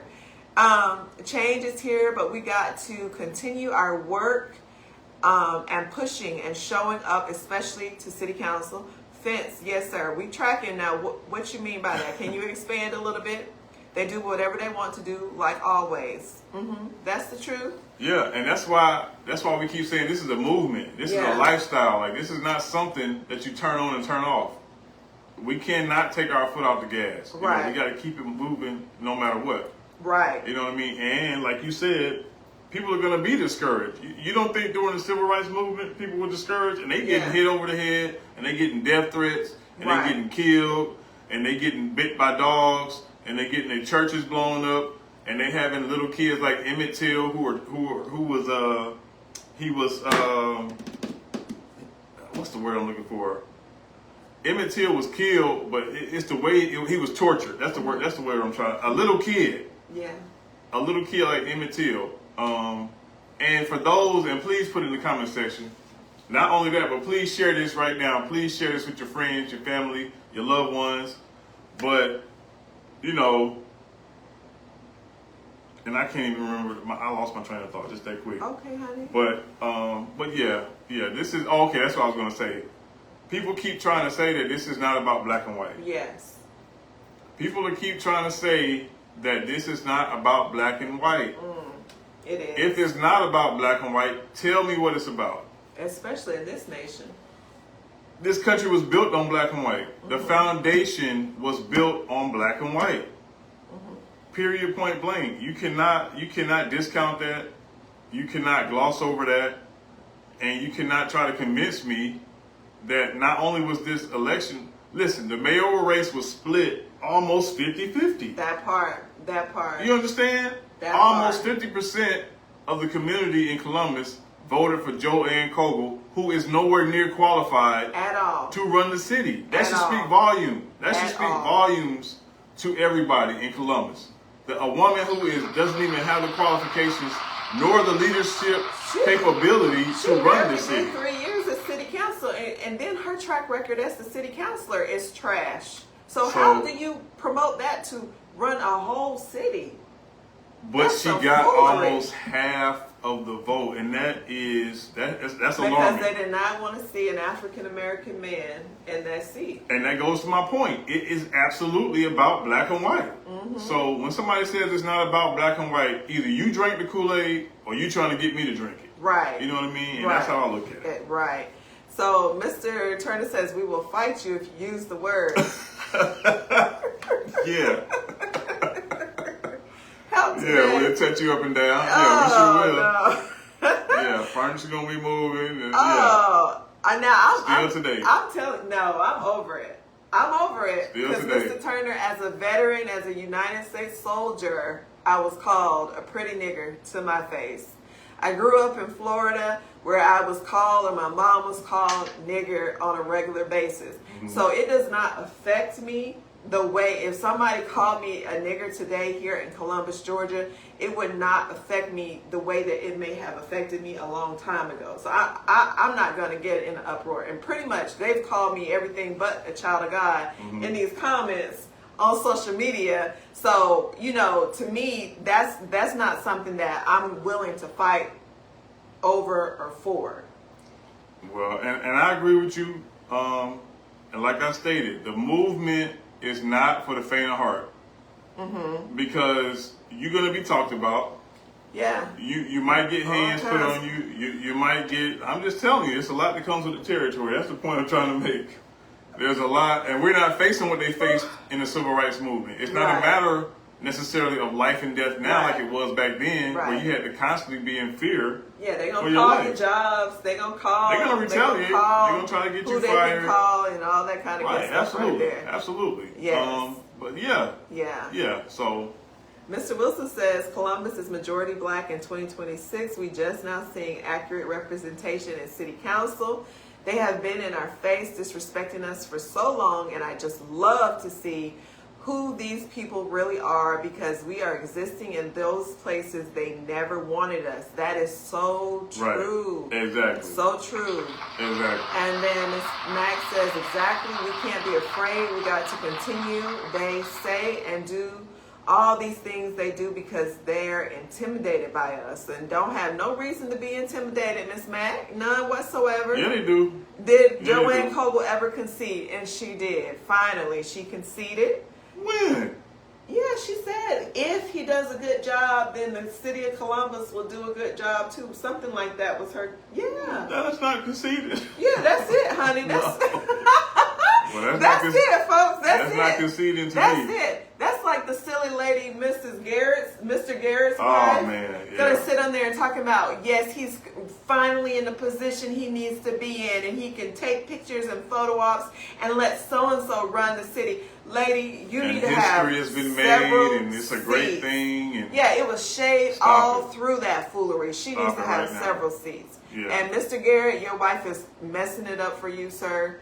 Because whatever respects we thought we had for you as a counselor, it is out the window. And like Mama T says, no seat needs to go unopposed. Yeah, I We agree. need District 8 to show up and show up strong, because what we're not going to do is sit here and let somebody be disrespectful all over social media. Yeah. And you You're not co-signing reeling her in. it. Yeah, you co-signing it. Yeah. You are co-signing it. Let's see, the collective we and the collective they know how to manage. Okay, sir. Yeah. Listen, Let's see. this right here means something different to us than it does to them. I'm telling you, this is a threat. This is a threat to them. But it means something different. When they say white power, that's something totally. They talking Is about that what something. Trump is doing when he's doing that white Yeah, power? yeah. Listen, I It didn't know. doesn't. It's two different meanings. It's two different. When we do this, we're talking about something totally different. Right. You know what I mean? We're talking about our rights we're fighting for. They're talking about perpetuating white supremacy when they throw up the fist. Yes. It's two totally different things. Miss Max says she should have never got half the vote. It's definitely about black and white. Thank you. Absolutely, Thank you. ma'am. Can we give her Absolutely. applause? Where's the... Yes, absolutely. Now, Yeah. if you're going to work and, let me see, if you're going to work and saying what right people going to talk, but this work isn't for the weak and scared. We Not need to at all. continue our work. That's the truth. Not at all. That's the truth. You So- can't be concerned about the foolery Yeah, so as we build this coalition, it's only for those who ain't scared. That's right. Period. That's right. Because we wouldn't be where we are if our people were scared. We wouldn't be where we are. Oh, Jesus. Yeah. And it was very well during the Civil Rights Movement. Some of our folks refused to be a part of it, refused to get involved. And it's no different now. We still got people who would rather be on the other side, helping to further suppress our people. That part. Helping to further keep us behind. That part. You know what I mean? They would rather full of confusion. Yeah, and it's nothing. Some things never change. The more they change, the more they stay the same. My goodness. Corey says they like to make slogans to call us the N-word, the nigger word, without saying it. They play victim when called out about it. Slogans like anybody but Hughley. Right. There you go. Listen, and you mean to tell me this joker is welcome to the darn cookouts? Some cookouts. He welcome to the cookouts. Welcome to the Black Concerned pages. On there talking about he's saved and born again. Since when? Since when? Yeah, we don't buy it. We don't buy it. And then the same as Alton Russell. No apologies. Welcome to Columbus. Welcome to Columbus. Yeah. That part. And so that's what we're looking for a change in, because like somebody's got to be able to hold these people accountable. We need to see some strong leadership, because we are tired of seeing this right here. Well, listen, change has come. Change has come. History has been made. It's a tall order now. Well, I wouldn't even say it's a tall order. This is just the beginning. You know what I mean? And as we continue to move forward, we just got to keep being consistent. You know what I mean? When I say it's a tall order, I say that definitely I believe our new mayor will bring strong leadership to the seat. Okay. But I don't know all the personal things that he has went through over 40 years being you've seen as some a stuff city now. council, as a city manager, and working in these what have yous. But it's not gonna get better. I don't believe it will get better as the mayor. I believe, all of his tough skin and all the things that he's had to endure will have prepared him for this moment. Yeah. But I don't feel like it's gonna be easy, especially the moment he says or he does something that they don't like. Well, that's a given. That that is a given, and I'm sure he understands that comes with the territory. Just like you talked about, when it comes to our people, you got to be bigger, you got to be badder, you got to be better, you got to run faster, you got to be smarter. So that comes with the territory, because again, it's two different sets of standards. Yeah. And I think about the Obamas. I think about all the things that have been said. Even now, they're not even in the seats anymore, in the office anymore, and they are still being. I mean, what kind of man? You're supposed to be UFC fighting or something like that, and you calling her a man? Who does that? Who called her? Some UFC fighter. Oh, I don't know who that is. After he won his fight or what have you, he then turned around and said that Miss Michelle Obama was a man or something like that. So, I mean, these are the things. I do believe they're prepared, both the First Lady, Hughley, and the mayor for it. Yeah. But I just believe it's going to be a tall order of backlash, a lot of it. Nah, I don't believe so, because it's not going to get any worse than it did when he was city manager. And all the backlash came, and we understand now that it was just a concerted effort to have him fired. Right. So I don't think it can get any worse than that. You know what I mean? And again, that comes with the territory when you look like us, especially when you're the face of Columbus and you look like us. Yeah, so certain people don't like it. Okay, so certain people don't like it. Okay, and so I'm just telling you, I feel like they got their sticks in the fire. Yeah. With Bagley. Well, listen. House is a Republican. He was District 10 at large seat. That's his baby. Okay. And now he's the city manager. So I feel like there's some fires.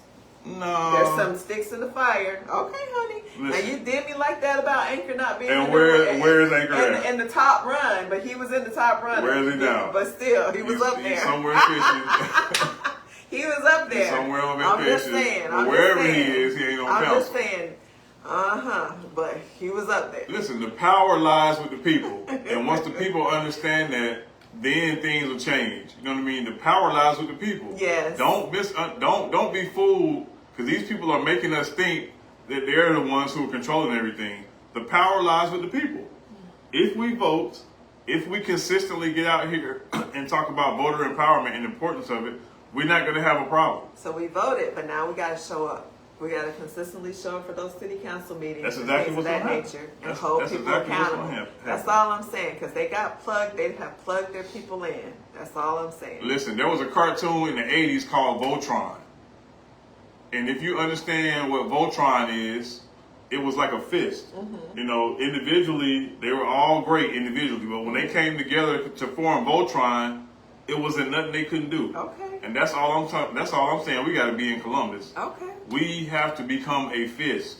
You know what I mean? In order for us to make things happen. And therein lies the problem. No, because this current election showed us that we can become a fist, and that's what happened. Mm-hmm. And that's why we have the first African American mayor of Columbus. Okay. And that's why we have... I love your optimism. Thank you. We're going to see how many people can continue to show up at these city council meetings. They will. And fight on behalf of issues and concerns like the people with the data center and the puppies and all that kind of stuff like that. Yeah. They're going to need to consistently show up in that manner. So that's all I'm saying. Who are you right now? I'm just saying. Yeah, the facts. We're going to do it. The facts. We're going to do it. Listen, your 5 people that you know, listen, we're going to bring our village. You're going to bring your village, so forth and so on. That's how Okay, the movement was the most effective situation Shout I out have to the movement. seen. Yeah. Right? Shout out to the movement. The most effective situation I have seen. Shout out and to all the I'm saying is that the movement is going to have to continue to show up in the council meetings. You know, and I don't know how I grew up in the churches, right? But, you know, in the front of the church, they have all their leaders in the front rows. Mm-hmm. You know, that's just like a barrier to your pastor, your first lady, your armor bearers, and all that good stuff. And I feel like it's going to have to be the same way. The people, the community leaders, the strong leaders, they're going to have to show up. They're going to be on the front rows. They're going to have to stay the line and make sure that, you know, the things that need to be taken care of are being taken care of. They can't give up. We've got them in there, but we got to support them. That's all I'm trying to say. And we got to make sure we support them. We're going to make it happen. Yeah, we're going to make it happen. But real quick, before I forget, I want to say shout out to the men of substance. Okay. Showed up Friday and showed out. Shout out to the Godfather Oz. Shout out to Mr. Bobby Sampson. Listen, he did an amazing job. He brought the chef in. The chef had oxtails. Oh. The chef had these good cuts of steak. We had cabbage. We had yellow rice. Oh. We had, listen, it was a spread. That's all I'm trying to say. It was a spread. But again, shout out to the men of substance.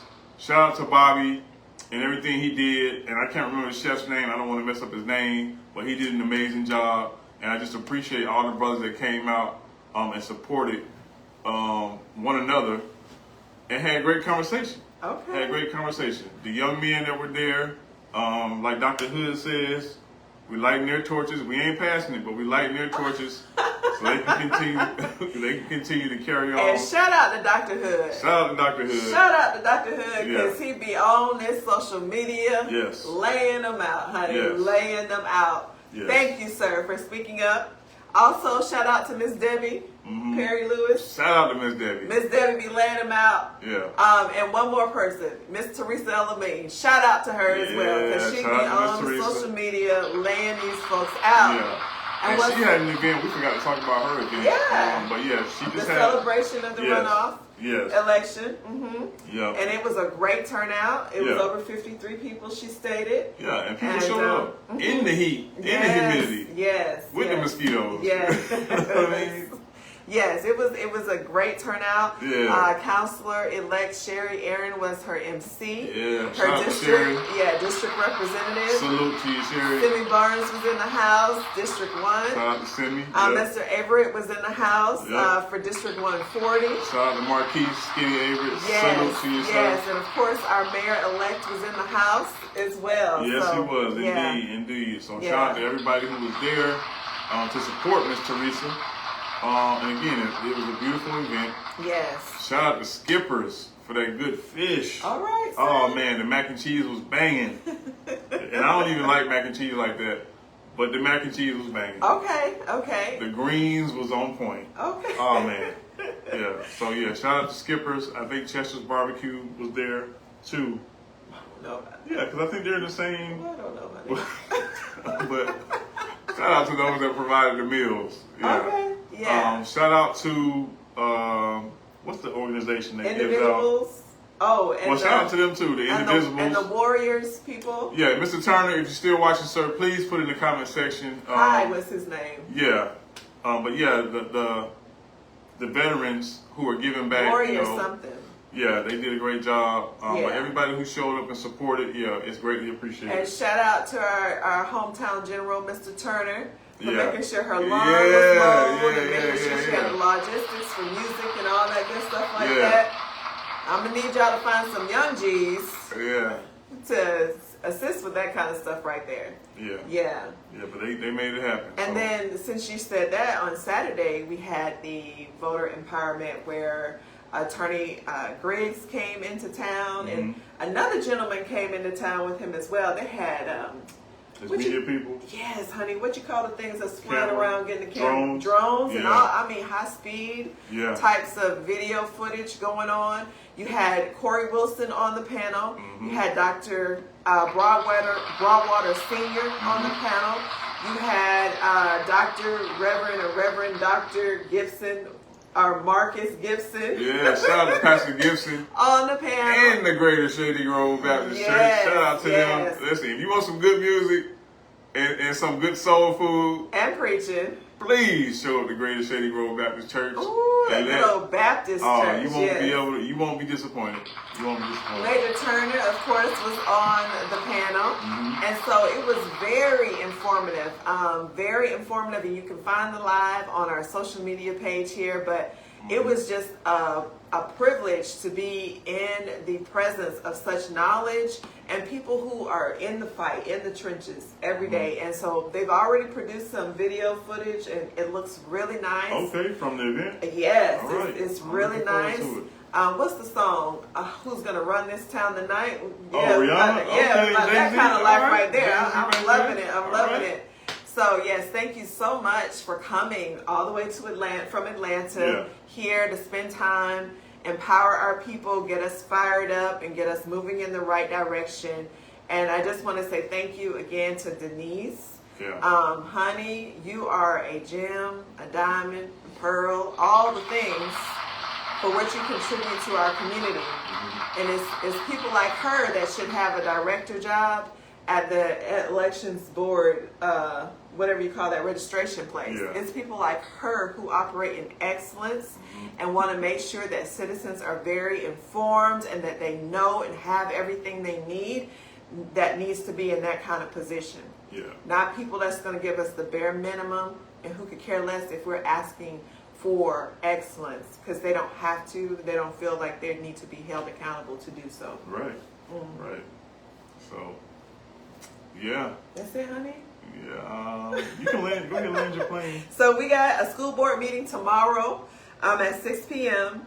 and they're going to finalize their budget review for the school board situation. And then there's also the community reinvestment situation they have going on as well. Like, this is my first knowledge of this. I did attend the first meeting. The next meeting was in tandem with election stuff, so I didn't get a chance to go. But they have another meeting tomorrow, and I just need to figure out the time. But community reinvestment, they give out grants as well. And then Mr. Scott is leaving us. Director Scott is leaving us, honey. From this community reinvestment. Oh, is it? Yes. Wow. He has landed a better paying job in Florida because these people here did not want to pay him competitively for all the things that he brings. Now, let me make that disclosure.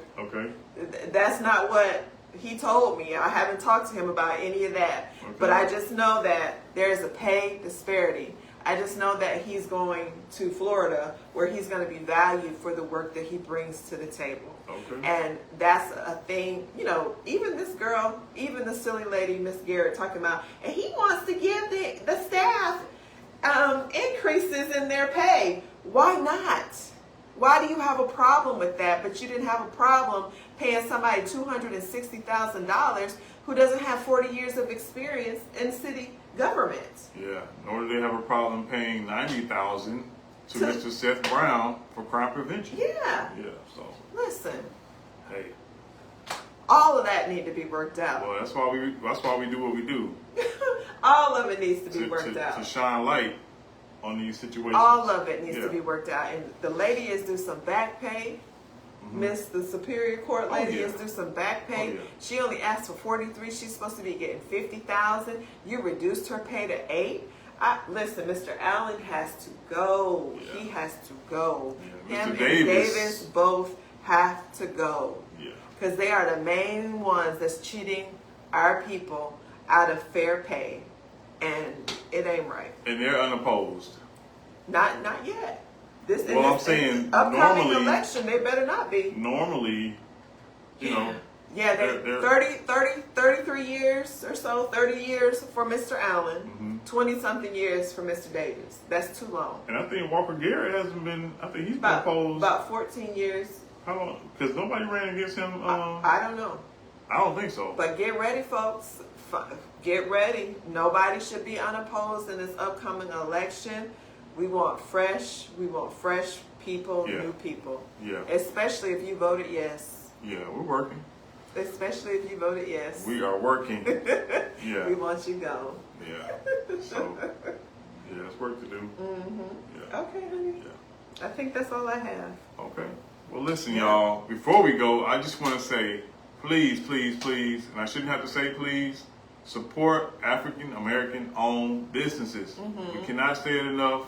We must take care of home before we take care of somebody else's house. Home is where the heart is. You got to take care of home first. Support African American owned local businesses. If you got a business, drop it in here. Please drop do. It in the comments. Please do. Support Mr. Larry's. He's been a pillar in the community since I was a kid. Right off Winton Road.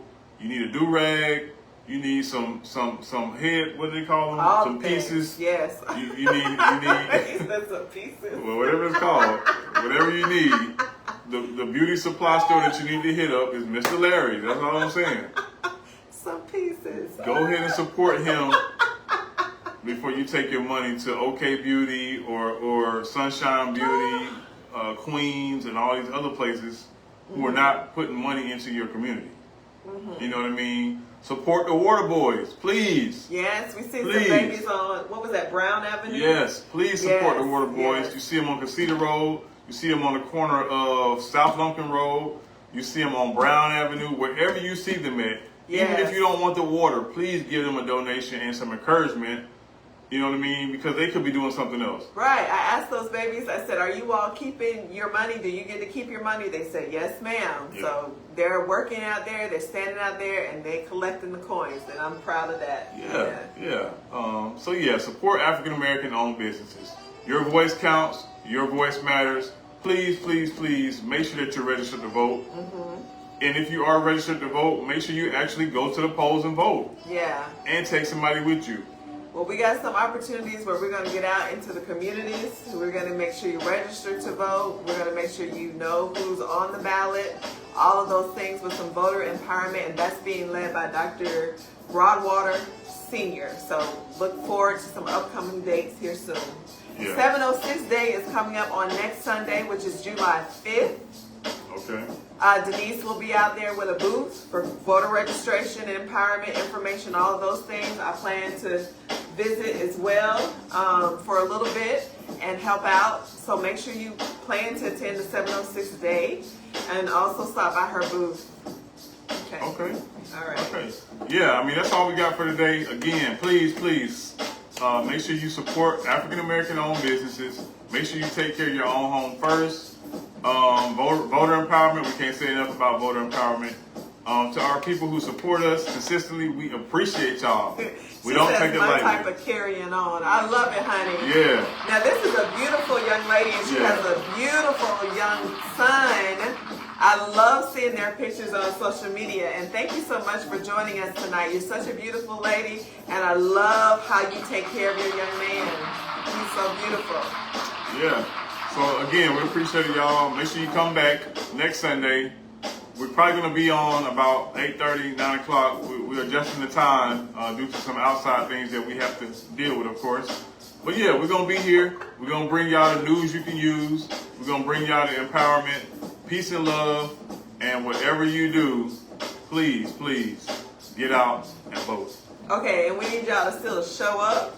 We done voted now. Right now, we need to make sure we show up for our local government and people that we have elected. Yeah. Yes. Yeah. Yes. But I think that's everything. Yes, honey. Peace Bye and bye. love.